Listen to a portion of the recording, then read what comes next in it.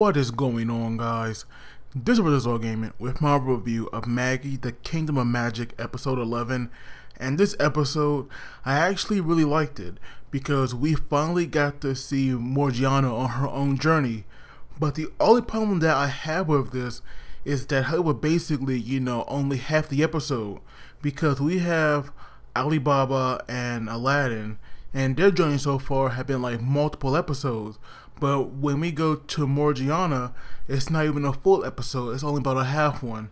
But I do recall that in the manga, when they were focusing on her, her journey was also, rather short there as well. So I kind of understand, but at the same time, I do want to see her, have her own little journey and make all the, choices and decisions like Alibaba and Aladdin are going through. Like we have Aladdin that's like investigating this school. And then we have Alibaba that is in the Lim Empire to become a gladiator, and he's also learning about his new Magi that fused together with his current one. But with like Morgiana, we just have her trying to get to her homeland to see more of the finalists. So I definitely feel like that they could have did a lot more with her journey, because I do feel like she definitely got the short end of the stick. So she actually arrives at this empty plain, an empty plain of land. But then we see like this rundown city, and so she actually takes a little bit of a detour in a bar. And of course, because of her red hair, people can tell right away, what she is. So they're planning on gathering all these men to take her on so that they can sell her off as a slave. But right before, they can move in with their plan, we have Alibaba brothers. And their names are so freaking weird. I'm not even going to, try to say them because I'll definitely butcher them. But they had talked to the men. And Morgiana, she just moved her toes, and the ground was already breaking, so there was no way that they were going to take her, no matter how many men they brought along. But now that Morgiana, had met with Alibaba's brothers again, she actually had forgot about them, but she quickly remembered, and they were able to convince her to come along with them to the tribe of these people known as Tran. And these people, they have this very complicated language because they are different than any other language in the world. And you can find some of their writing in dungeons. So clearly, this race played this major importance, because we all know that the Magis, they actually make dungeons. But when Morgiana had arrived there, some little kids offered her these bugs, and they wanted her to eat them. But one of Alibaba brothers, he actually ate all of them, so she wouldn't have to. So clearly, these characters have actually developed a lot, and they have changed, because we know that one of them was like so shy and always got scared quite easily, but he was now talking and he had some confidence in him. And then we had the other one that was so evil and corrupted. He has now changed, and he's dedicated into doing this this research for Sandara. And he's also, a nice guy now because of what he did and the way he was acting. But when they went to go meet with the tribe leader, at first, he was like turning him down about giving out information about the finalists. But after mentioning, they were friends with Sinbad, he quickly changed his tune, and he told Morgiana everything. And throughout the episode, they are telling her that, if she goes to see these people, then there's a chance that, she actually might not come back. And even though she actually knows this, she decides to go anyway, which was like really brave of her. And so we finally come across the Dark Continent, and when she jumps in head first, of course, it's kind of reckless, but she actually uses her household vessel to help her go down with her chains. And that right there, it was pretty cool. Even though Morgiana doesn't have a lot of Magi, because we all know that her main power is her own strength, it's definitely cool when she does break out her household vessel. And so she was using these chains, to climb down into the darkness. and she can see that, you know, even though there was like nothing blocking out the sun, it was still so dark down there.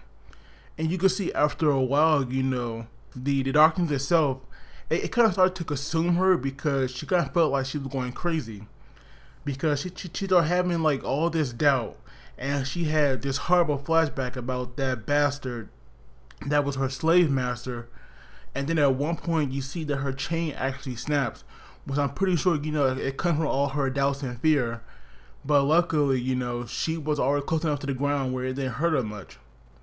And if you notice back when she was thinking about her friends, she mainly thought about Alibaba, so that right there, you know, might hint to something. But once she had got back up to her feet and started running, you know, she had all these thoughts about not hesitating, and she was definitely gonna see, you know, the other side and you know, her people.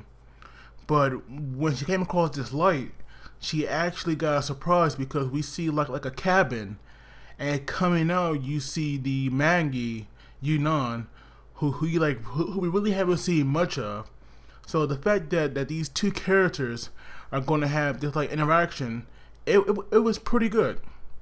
So even Yunnan, you know, he actually knows so much, and he was able to see, or you know, he was able to tell that she wanted to go to the other side, and he was going to take her there. But what I don't get is, why wouldn't he be able, you know, to bring her back?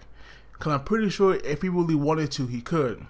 But now, you know, he was saying that it might be for the best if she actually, you know, if she does go, because the other side is going to get engulfed by this war. And he even knew about the emperor of the Co-Empire death. Like he knew about that. So then we go back to Koha, who was still talking to the Chancellor, and they both learned about the death of the Emperor. So Koha had to go back to the Co-Empire, because clearly, you know, when the Emperor dies, somebody got to take his place. And so maybe, you know, that's why he's going back there, because something's definitely going down, because we just see all these figureheads of the Co-Empire, you know, now gathering. And we even saw Haukure, who we haven't seen for a while, and she had all these soldiers with her. And of course, you know, if you look at their faces, they are the members of the Koga clan, and they were now all part of a household metal vessel, which were 100 people. And so because of her dojin being a female, it's possible that she could have that many. So that right there was crazy, that she had that much.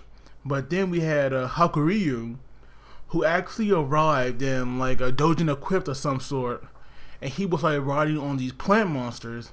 And if you look at his face, you see like these veins are like appearing, you know, more clearly. So he definitely used like too much Magoi to get here, or to get the Co-Empire.